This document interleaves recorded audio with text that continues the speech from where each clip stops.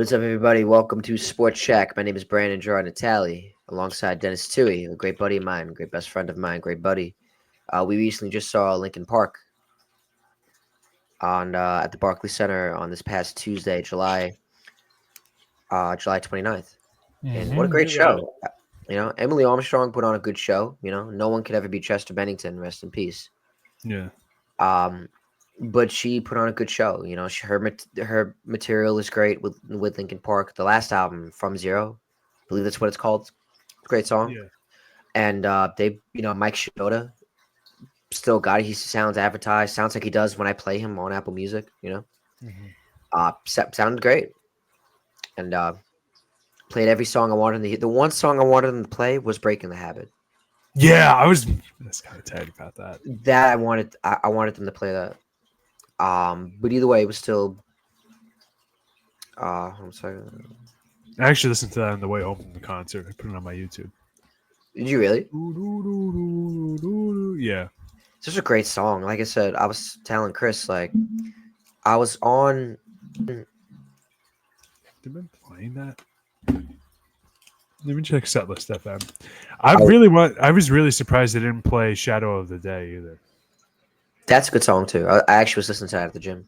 I thought that was going to be like the everybody take your phone out with the flashlight Flashlights, on. yeah. This one's dedicated to Chester. I would have bet.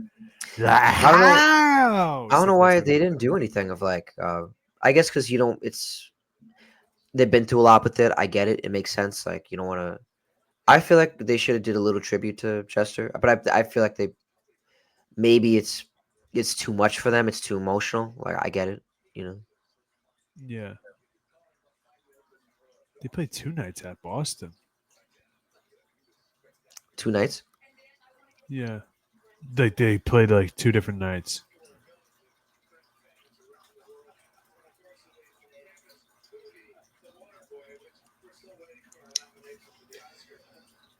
Oh, damn. Wow.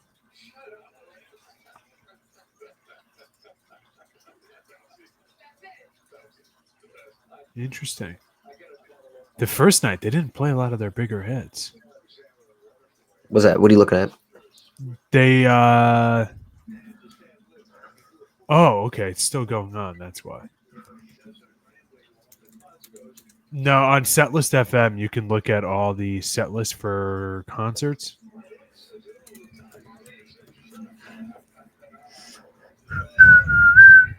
I was happy when they played The Catalyst because I really liked that song, and it was a song that when it came out, it didn't get too much coverage, I thought.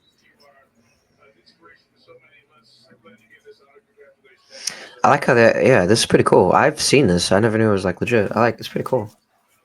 What, Setlist FM? Yeah.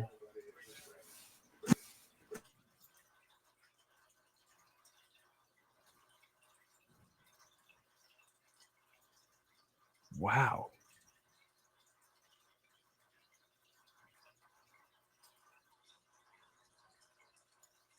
Yeah, they have not. They play a ton of songs though, which I like. Yeah, it doesn't look like they're playing Breaking the Habit anywhere. Interesting. When I go to concerts, I hate looking at the set list beforehand. So I wasn't I was pretty surprised when we first saw it. Wow.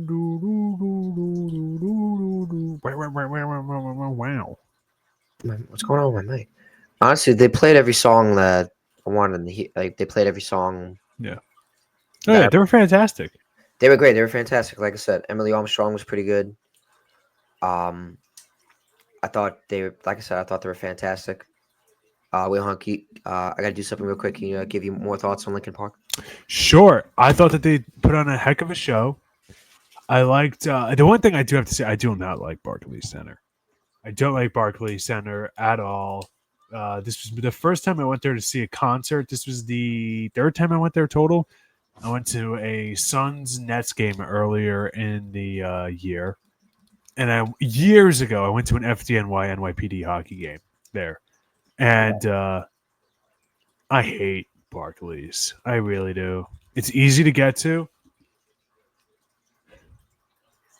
Arguably the easiest of all of the places we go for games. It's arguably the easiest Yeah, I because you mean, don't have to. It's not like the walk that you have to go to City Field or anything like that. It's very easy to get to Barclays Center. And I just don't go there a lot. I guess UBS is technically easier, but nah, what do I care? well, UBS I think is a little bit of a hassle because obviously you got that 10-minute walk, That's true. or You're or right. you could take the shuttle. Yeah, You it's have just shuttles that going is it. nonstop. The Barclays is not bad. I agree because you take the train from Jamaica to Atlantic Terminal. That's it. You're I right agree. there. I get it. I don't go there enough, honestly. It's one of the venues in New York that I don't go to. I would. It's I not a knock on Barclays. It's just I'm not a Nets I fan. would err. I haven't. What's that? I would err on the side of saying that's probably a good thing. The seats are so tight, man. They were a little tight, and it was a decent view though. Like I thought it was from where we were. You guys were kind of close. So you guys kind of have like a I mean, you guys had a good range. I'm not trying to be a hater, but it's like no disrespect. Like, you said, like the seats are a little tight. How much taller am I than you? 3 or 4 inches. Brutal, Decent. brutal difference. Like brutal seating. I meant Like I because said, even was that? I because I was sitting with Jason. You're on the other side of the venue. I was with Jason, and his knees were touching the seat in front of him, and I have like I'm what 6'4", 6'5". He's what 5'7". It was like So 5'8". it's yeah, it was. I did not like it. And then the concessions, $27 for a cosmic brownie, a little Debbie, No way. $27. like a 6 or 8 ounce water, Essential water. Oh, Essential water already. You got to take a freaking mortgage out for. I don't even at a 7-Eleven. And then a beer, $27, $6 for a cosmic brownie. Brandon, I could buy out. I could probably buy Little Debbie's. I could probably buy the company for $6. You know, it's that was a wee bit ticked off. I gotta say. Yeah, you know what? Well, I mean, is it bad if a hot dog was like $8? I feel like it's decent. You know what? When I hear something crazy, never had a Sure. hot dog at a game. Really? Really, me, I My like dad my wants to chicken. go to the game. My dad wants to go to the Met game on Tuesday, and I'm working for Connoisseur that day. So I said, let's go to the Monday, but the reason why he wants to go to the Tuesdays is because at City Field, it's like $5 Tuesdays. You can get hot dog, popcorn, snacks like that, which I get it.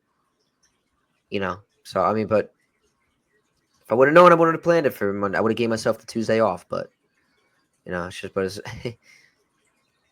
but I feel like it wasn't that bad. $8 for a hot dog. I mean, it's expensive. Oh my god, your face! I just like shocked you. Yeah, I don't know. I'm Like like I don't spaced know. out. I thought it would have been like $15 or $10. Maybe I'm exaggerating it. A hot burger probably would have been like $20. I don't know. So expensive these concessions lines, these stands. Like Ridiculous. it's ridiculous. I get it. Like you don't. This is where you make your money. I understand that, but like, come on. Like I have a life too. I have stuff to provide for. I got bills, and Yeah. I'm human too. But in Especially terms, after how much money I paid for the tickets. well, to be fair, Yeah, to be fair, to be fair, neither of yeah, us spent a cent on tickets. We spent train fare, and that was it. I thank you to the So people that shout out provided. my I uncle Vinny. Get I well prov- soon. I thank the people that were able to provide me for the tickets. Y'all know who you are. But no, in total, Linkin Park was great there. Emily Armstrong, like I said, I like her own material with Linkin Park. I think it's really good. I listened to Yeah, it the other day. I know it came out last November, but I didn't listen to it. Now I listen to it now. I was like, oh wow, this is pretty good. And then I like. Oh, yeah, was continue. it? And then Continue. like I said, they played every song I wanted them to play and added new songs to my playlist that I've known, but I should have added a long time ago. And yeah, I thought they were great. I enjoyed it. So thank you, Linkin Park, and I hope to see you guys again. Mike Shinoda, he was definitely great. I had no idea, and I know Chris mentioned it to me. He sang "Remember the Name." He's Ford Minor. I had no idea. Yeah, I had no idea about that. I had no idea. And then until Chris told me that maybe a couple days prior to the concert, I was like, "Oh, let's go!" Dun, dun, dun, dun, dun, dun, dun, dun. Yeah. But yeah, but what do you think? What do you got to say to wrap up? I thought Paris was a really good opening band. And Yeah, I so saw some of them. I listened to obviously we weren't there the whole set, but uh I listened to some of their stuff like just from like YouTube. They are a way better live band than a studio band. Way better. I'm not a music producer or anything like that, but let her sing, man. Stop with the auto tune. When we saw her in person, there no auto tune, no effect, and no nothing. Let that woman sing, man. She's got a good voice. It's unique. It stands out. Like, don't make her sound like everybody else. Yeah. Don't overproduce. I'm not trying to hate or anything like that, but like, don't. I thought that she was really good. Okay. We didn't see much of them because we were online getting our T-shirts. Oh, okay. Right. All right, that makes more sense now. I forgot about that. I went during one of the Linkin Park songs that had no lines. I used the bathroom, got a bottle of water again, like an idiot, and a t-shirt in less than like a minute and a half. Because where we were sitting, we walked right outside the tunnel, and we were right in front of the merch stand, like eye to eye. So, all right, that was our adventure at Linkin Park, and I saw Pantera the other day. Had a good time. Yeah, you were telling me. So got to see a cool band that their gimmick was being Vikings before them, which Okay. was just funny, man. They cracked me up. I'm in a moth. They cracked me up, man. Because it wasn't like they were dressed as Vikings. Their gimmick was all their songs are about like Vikings and Norse mythology. They're a Swedish band, Right. and it was just so funny. Like they had a song about like Vikings crossing the water, like to go pillage and plunder. And like, so what do Vikings do? We row. Everybody sit down. Everybody sit down and row. When I say row, row, and everybody's just like, oh, it's pretty funny. Who'd you see Pantera with? Friends. My brother was supposed to go. He couldn't make it. I feel like he you got told me. cast You in told that me. play, and then he gave me the ticket. I feel like free. you told me who you saw. Yeah, you told me who you saw. Right? Yeah, just 3 friends of mine that my brother Can't you growing see? up. Yeah. So, I love the song "Walk." It's a good song. Can't you Yeah. see? You're proudly your resistance. It does the second But yeah, verse, great though. concerts, man. I know summer. I feel like, especially in Long Island, like I know we Shows. go to the beach and we go to the Mets or go on vacation, but I feel like in Long Island, definitely one of the main things to do is the concerts, especially at Jones Beach. Like that's the place to be in the summer. Yeah, I'm actually going to see what Jones Beach has left.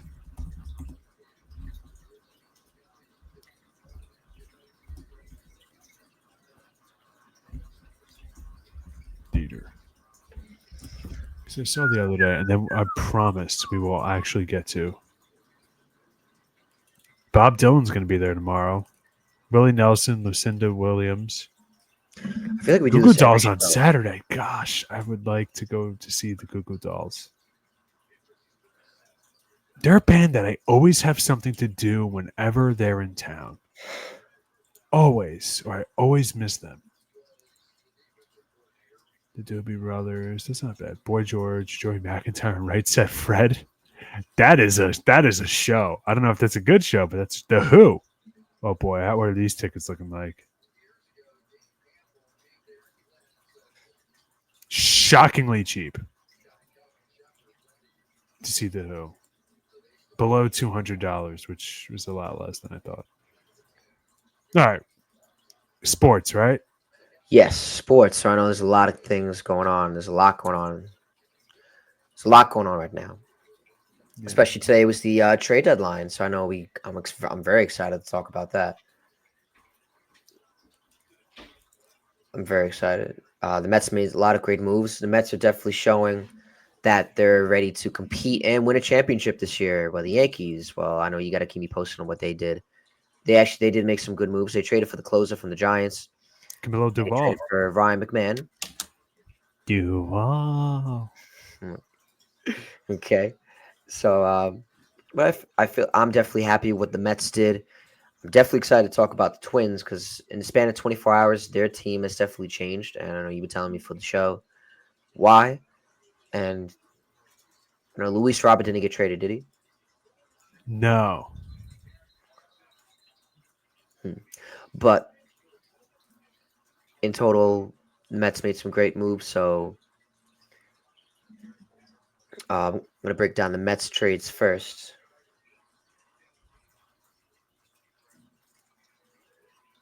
Just looking at more Jones Beach concerts. B-52s and Devo for like $45 a ticket. Thinking about it. I always heard that those are two great live bands to see. Which band? B-52s. They make Rock Lobster. They actually have a lot of hits. And then Devo made Whip It, but they had a bunch of other stuff too. Devo, I could do without. Rock Lobster. But Rock Lobster, hell yeah, dude. At the beach, totally. But anyways, I like what the Mets did with the moves, adding Gregory Soto. That was the first move with the bullpen, and then trading for the submarine pitcher Tyler Rogers, and then trading for obviously one of the best bullpen players in the league, one of the best closers in the league, who led the league last year in saves with 49. That was Ryan Hesley. So I remember Ryan Hesley said last year, I forgot where it was, but they said out of all the pitches he would want to learn, what would it be? And he said it would be the Ghost Fork from Kodai Senga's Ghost Fork. So maybe he learns a thing or two, coming over to Citi Field. It's definitely changed the bullpen, especially going from Brazaban and the million other players that have been in the Mets bullpen to now, having Diaz as the closer and then potentially Ryan Hesley as the eighth inning guy, and then Tyler Rogers coming in as well. So, as people have been saying, this is definitely a championship type level bullpen, and I'm excited to see how they go. Because if you're not going to get the innings you need from your starters, at least you got the bullpen, to pick you back up. So I like what the Mets did. They said they were going to make some moves at the deadline. David Stearns wasn't kidding. And I think the fact that they did everything without giving up Beatty, Vientos, Mauricio, or Cunha, or trading away players like McNeil, it definitely was a great trade deadline for the Mets. Yeah. I definitely like those moves. I'll say, even though I'm not as familiar with Mets history as Yankees history, definitely the best on paper, definitely the best Mets bullpen ever. That's not even a question. Because this is always something that's kind of been an issue for them since like the late 80s. And they haven't had like a consistently good bullpen. They've had good players like John Franco. Right. Before that, Jesse Orozco, Randy Myers, Nolan Ryan, if you want to go back to the 60s. But they never had a top to bottom elite bullpen. And this Just, definitely looks like it. Yeah. A player here or there. Every player now they have everywhere. Everywhere. And Brooks Raley, who's coming back from Tommy John, he looks like nothing ever happened to him. He's looked great. Ryan Stanning is pretty lights out too. When he's on point, he's good to go. Reed Garrett could be a little streaky, but when he's like I said, same thing with him. When he's on point, his pitches are great, and he gets you out. He gets you to the next inning. So I agree. Like you said, it's true. I don't think there's ever been a time, like you said, when their bullpen has been considered top 10 or top 5, maybe. Top 3. Could be. I don't even think it's close. Like I don't even think another Mets bullpen is half this good. If they make it to October, not because like I said, nothing's guaranteed, and if they make it to October, this is definitely hopefully this works out for them. It sucks that these players are rentals, but this is what this is what you're betting on. This is the point of the trade deadline. This is what you're betting on. So I will, especially in that division, that conference rather, when you're going to have to be going up against the Dodgers and the Phillies and whatnot. I would have liked if they maybe got another lefty. I think it's a little redundant having all those right-handed power arms, but That's okay. That's nitpicky. And this is a little nitpicky too. I actually thought above getting any like a second closer, not just like a relief pitcher, but a second closing caliber pitcher, they needed another starter. Yeah, they I definitely mean, need you're another putting. starter. Oh, now you're putting. We'll see about guys that get DFA'd and stuff like that, and money off the books. We see it every year. Guys didn't get traded, and their teams want their money off the books. We see it all the time. You are putting a lot of faith in players that, quite frankly, you should not be putting a lot of faith in. And Yeah, it's not. I'm not trying to sound like Yankee fan beating up on the Mets here and no, nitpicking. no, you're I'm good. not. Listen, we know Shaman and I has been very good for them. He's had some injuries and stuff like that, but he's fine. I like Peterson a lot. Kodai Senga, he gets hurt every other Tuesday. Frankie Montas is pretty bad. And Clay Holmes, He's lost his over touch. the last 5 starts, he's been abysmal. Every single year, come July, he falls apart. I guess they could throw him back in the bullpen like he did, but now it's like, again, it's kind of the same thing I was just saying. Like, it's not at that point, it's really not a need because he's just redundant. He's just redundant. Let's just go through the whole Mets pitching staff right now. Edwin Diaz, righty. Rico Garcia, righty. Reed Garrett, righty. Clay Holmes, righty. Sean Manaea, starter, lefty. Frankie Montas, righty. David Peterson, starter, lefty. Brooks Raley, lefty out of the pen. Gregory Soto, lefty out of the pen. They have 2 left-handed relievers. And I think that maybe you want another one. Maybe that's nitpicky. But and Gregory Soto's definitely, pretty good. But I don't know. I would have liked maybe one more insurance policy for them. I would give the Mets. I would give the Mets A minus. trade deadline. I'd give them an A minus. If it was out of 10, like a high 8, low 9. Just because I thought getting a starting pitcher, if they got somebody like Merrill Kelly who got traded from the Diamondbacks to the Texas Rangers, if they got somebody like him, then easily they'd be a 15 out of 10. But you're putting so much faith in all your starting pitchers that aren't Sean Manaea and Peterson. And I don't know if they even have anybody they can call up. And I'm not sure what the buyout market's going to look like. Not buyout market, but I guess more or less buyout markets. Fair to say. We'll see. I always say I want a New York World Series. As far as the Mets position players go, I'm so happy they didn't get Luis Robert Jr. I thought that was stupid. All the Met fans talking themselves into it. I have a house at the Oceanside property in Kansas. I'd love to sell you. Morons, all of you. Francisco Alvarez, Luis Torrens, decent catcher core. We know that. We'll see how Francisco Alvarez does down the stretch. He's been playing better. Obviously, you didn't need to make any changes there. I don't know who would have been available for you, even if you had to. Luis Angel Acuna at second. Fine. Pete Alonso, Brett Beatty, Francisco Lindor, Ronnie Mauricio, Jeff McNeil, Mark Vientos. I didn't really see them touching their infield too much. I know a lot of people wanted them to move on from Mark Vientos. But at the same time, too, you're already giving up so much for a lot of rentals. I know it's worth it if you win the World Series, but you don't need another power bat that strikes out 800 times. And Eugenio Suarez. You have Pete Alonso that fills that role for you just fine. Outfielders, Starlin Marte, Brandon Nimmo, Juan Soto, Tyrone Taylor. I guess they haven't updated the position players yet, as you did get Cedric Mullins, which for some reason isn't on here. Yes, we did. And I think that's fine. I guess the odd man out's going to be Tyrone Taylor. And help me out here. So what's going to happen? Because you guys didn't play today.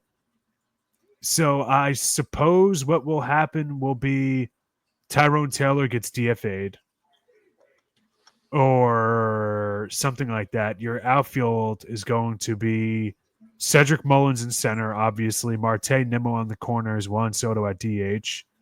Catcher, Alvarez / Torrens, right?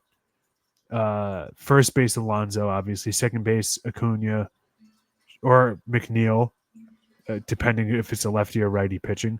Lindor, and then third base will be Vientos or Ronnie Mauricio or Brett Beatty. I guess somebody's going to get sent down for Cedric Mullins. But what's the deal with our guy Jesse Winker? Is he still even like alive? He came back up, and then I think he had an issue with his knee. Back. His back. Winker back recently had an epidural and will be shut down 7 to 10 days. But he's on the 60-day IL as of today. I guess it was retroactive. So like a part of what he already had.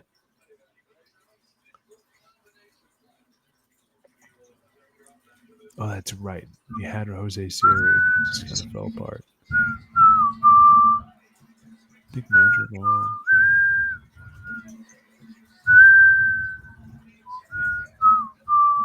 Is Tyler McGill, is there a chance he comes back this year? He's supposed to. Yeah, it looks like it, huh? Okay. I forgot what his story was. All right. That's actually kind of a get in and of itself. Paul Blackburn. Yeah, okay. He's going to get DFA'd. You think so? Oh, yeah. Hope he enjoys the White Sox. Mm. What about the Yankees, though? Can you tell me about them? What are your thoughts? I'm probably going to be one of the only people who say this. You know me. I pride myself on being a very level-headed Yankees fan. I thought the Yankees had a very good trade deadline. You held on to Spencer Jones. That's all that matters. I understand people are like, well, now is the time. Don't hoard prospects, all that stuff. I get it. I'm with you. But at the same time, too, we got to be realistic here. And, Ahmed Rosario is a fine utility player. Ryan McMahon has already played well for the Yankees at third base. Defensively, he has the second most defensive runs saved since 2021 in the league behind Brian Hayes, who was traded in division from the Reds to the Pirates, shocking everybody. Outfielders, Austin Slater, statistically one of the best pinch hitters ever. Trent Grisham, Jason Dominguez, and Cody Bellinger. I think that's fine when Aaron Judge comes back. Who knows if he's going to play in the field? I've heard kind of conflicting reports. It seems that's unlikely. So I wonder what they're going to do with Stanton, who actually hit his 8th home run of the year earlier this afternoon. We'll see. I didn't hate it. And then, of course, they did some things to bolster the bullpen. I would have liked to get another dependable starter, but every single team, apparently, that was giving up starters wanted Spencer Jones, and I'm okay with not doing that. I'm fine with that. Yeah, this isn't updated yet. They're so slow with their updates. Anyway, we got Camilo Duvall. That's good enough for me. All right. We had to give up Tristan Vierling, Parks Harbor, Jesus Rodriguez, and Carlos De La Rosa for Camilo Duvall, who has control for, I think, 2 or 3 years. So that's pretty good. Okay. Now I know the Twins have definitely. Oh, and Jose Caballero was the other big one today for the Yankees. They traded for him. Yeah, pretty good utility player, decent defender, already has 34 stolen bases on the year. Offensively, not exactly a superpower, but as a base runner and a base stealer, very good. And, this is... If you're Anthony Volpe, you should be very thankful, or not, depending on how you look at it, that you're still in the Yankees uniform here. But Jose Caballero is gunning for your job now, and I think the Yankees made that clear. How so? I mean, just by bringing him in. You just signed Ahmed Rosario, who can play a little bit of third and a little bit of everything. We know that. Dependable player. Jazz is going to be playing second. Rice and/or Goldschmidt's playing first. You already got these outfielders now. You brought in Austin Slater. So What are we doing? with Caballero, where's he going to play? Right. Anthony Volpe's been terrible. He seems like a nice guy. I don't want him to suck, but he's been horrible all year. Defensively, he's been garbage. He hit a nice homer, last night or the night before? At least 450. Yeah. Yeah, but he got us back in another game. So, like, I'm not yesterday's game, I think. So I'm not trying to kick him while he's down, but completely. But at the same time, too, man, like we're trying to win a World Series here. We don't have time for you to go through growing pains. We need you to step up. Now, I think he's been kind of dealt a raw deal with a lot of things, not necessarily by the Yankees, but by the fan base just projecting onto him, you're the next cheater.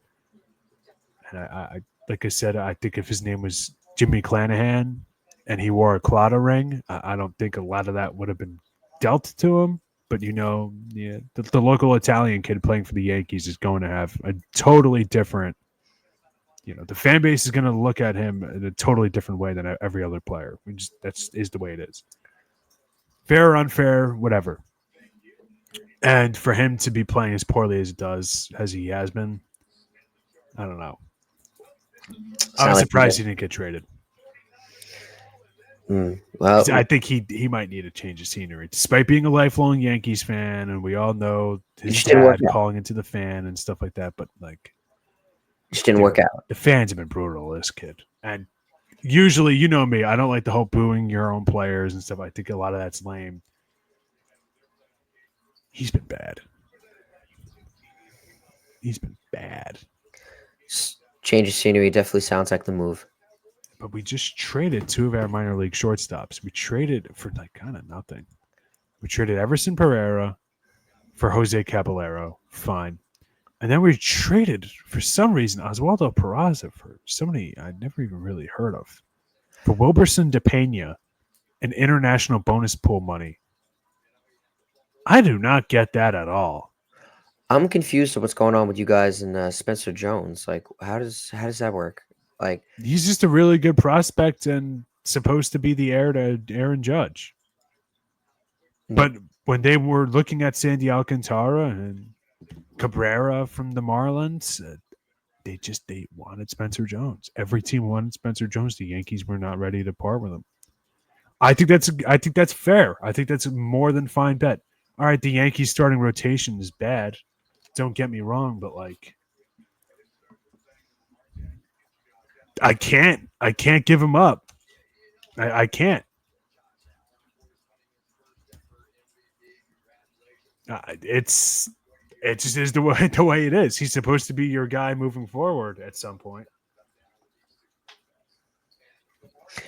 But like I said, if they're going to keep him there for long, they probably should try to find a way to trade him.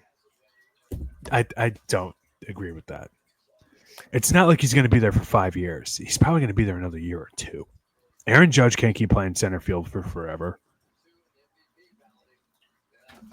I know. I mean, really, the question they have to ask themselves is, when are we going to do about Stan? And when are we going to do it? Right. That's what they got to do. Oh.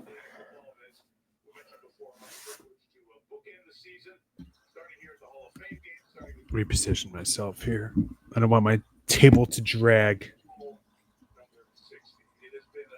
on camera. But yeah, I don't know. Definitely an odd time to be a Yankees fan, but I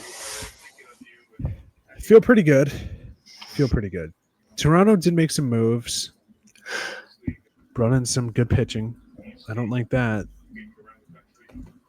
As a Yankee fan, if you're a Blue Jays fan, I'm sure you're thrilled. I don't know how many Blue Jays fans we have listening to this broadcast, but they made the right moves. And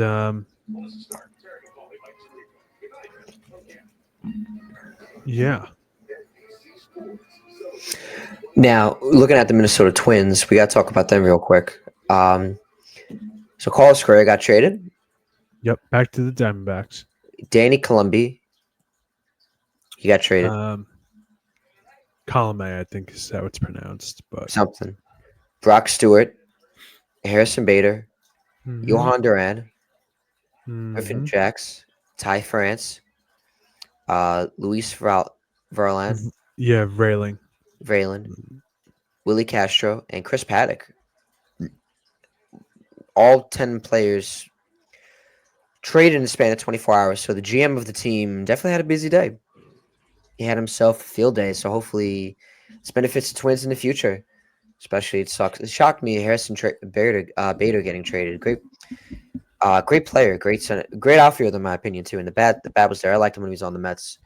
Yohan Duran. So that sucks. He's going to the Phillies as well because both the Mets and the Phillies were definitely finding it out for who has the best bullpen after the deadline.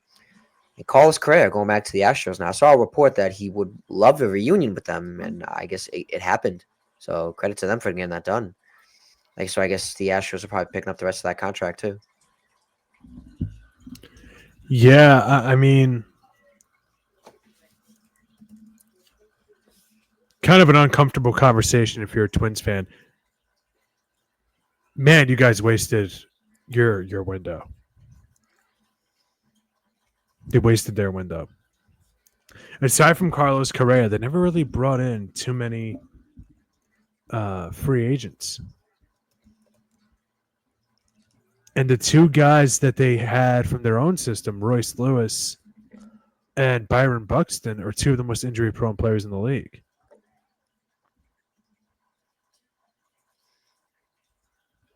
So, I mean, while the Tigers were, I mean, let's be honest, over the last 10 years, the Tigers were pathetically bad just about all those years.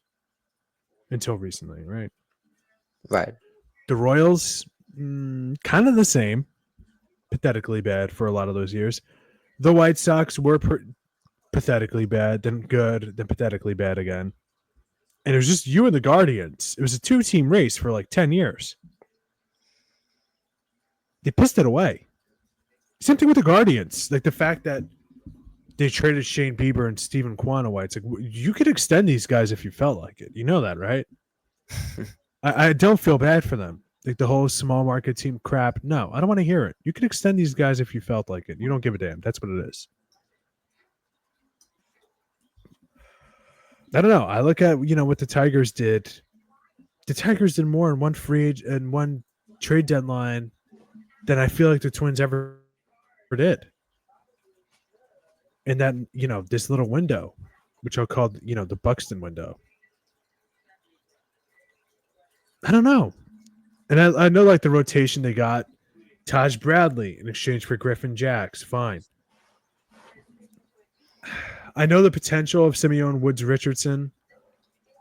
Have we seen anything yet consistently? Same thing with Bailey Ober.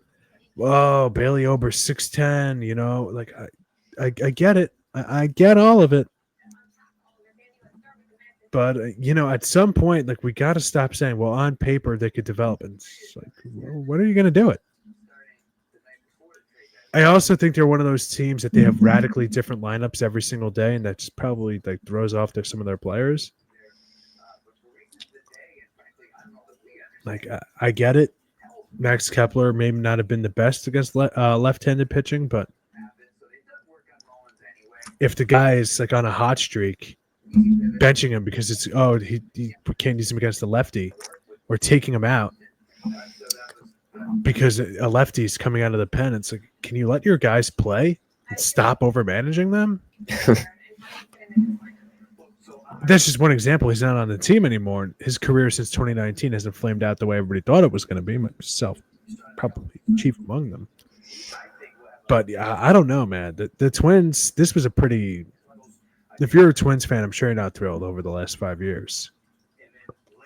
And they got lucky with some of the signings they did make. They got Kenta Maeda for cheap. He almost won the Cy Young one year in 2020. And he had some really good years and good moments for them. And you had Joe Ryan. Well, you still have Joe Ryan. But, you had guys that were good. You just couldn't capitalize on them. They never capitalized. And quite frankly, never really felt like they were trying too hard either, aside from the Carlos Correa edition. I don't know. And the same, and copy paste the entire argument for the Guardians, even more so. Honestly, they're even more pathetic. Because you have Jose Ramirez, who signed one of the most team-friendly deals you can get for somebody who's an MVP caliber player every single year. And now it's like there's talk about trading Stephen Quanaway. Why? Trust me, you're going to have no problem tanking all on your own in that division now. I mean that in a pretty offensive way.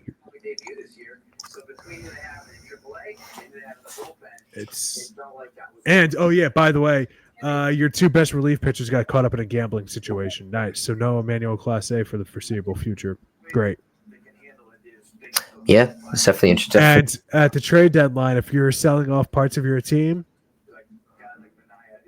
that's like the engine. I'd imagine that's what you really want to get rid of when the whole league needs relief pitching. So not a good look for you, my dude, as the great Paulie D would say. So I don't know. Yeah, no, it's Those two definitely teams disappointing over the last couple of years. So now they rebuild. I guess we all could agree that the Mets and the Phillies are definitely winners at the deadline. I guess we could add the Yankees too. Padres too. Give up a lot. Gave up a lot, but at least they're trying for it. Yeah, and also, they destroyed the Mets the other day, but what are you going to do? I think obviously we can say the losers would be the Twins because they did get a lot of prospects, but they literally traded away the whole team. Yeah.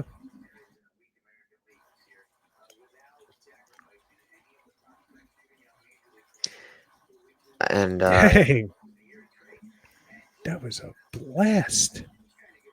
Cole Young on the Mariners just hit this to the moon. 470-foot bomb right in front of me. Ew. But yeah, so Steve McQuan. I like the Cedric Mullins trade. I thought that was pretty good. Yeah, decent. Fast guy. Offensively, there could be some upside there. Left-handed hitter. Fine for the Mets. Not great, but he doesn't have to, carry our team here. I thought maybe the Orioles should have been a little more. I don't know. They traded Ryan O'Hearn and Ramon Laureano and Cedric Mullins. Thought maybe they could have moved Sir Anthony Dominguez. I think they did. Didn't they trade Sir Anthony Dominguez? Am I right about that? It might have been Tuesday night. I believe so. Yeah, he went to the Blue Jays.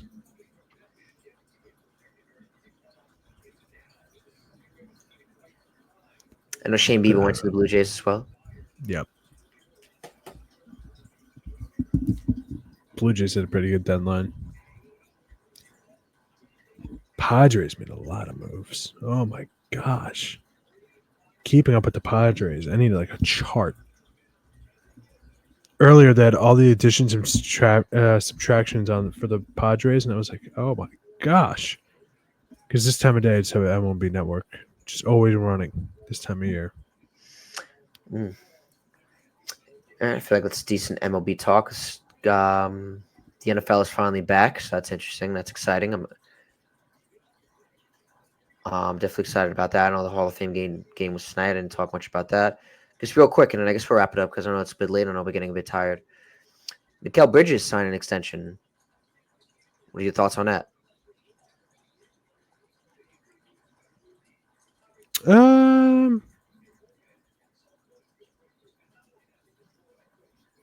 Doing the math, 4 years for 150.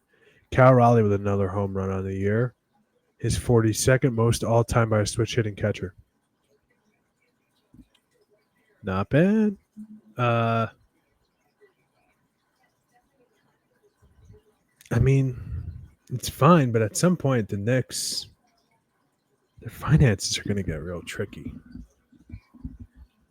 I'm not going to be one of these people that's going to sit here and pretend they know about the NBA finance system, the economic system in the NBA. Truth is, I don't think anybody does. I don't think that the teams do at this point. But hopefully they can win a Yeah. championship. I know it's stupid and like real basic. I go, well, no, duh, that's the point of it. But like, I don't know. And we'll see. But I guess that kind of wraps it up. Yeah, I know that's not exactly great analysis, but You're good. You're fine. it We was did. a, it was I a think. looming question over the last year about what they're going to do with this core. I think we had pretty good analysis. So this whole Yeah, episode, that's been great. pretty I think the pretty deadline kind of straightforward. took over a lot of it, and that's fine. Yeah. But all right, I think it's safe to wrap up. So thank you, everybody. Hope everybody's nice and fed. Definitely tip us well. Hopefully in the future. Thank you guys for tuning in to Sports Shack. My name is Barry Natale, along with Dennis Tui, and thank you guys. Have a great night.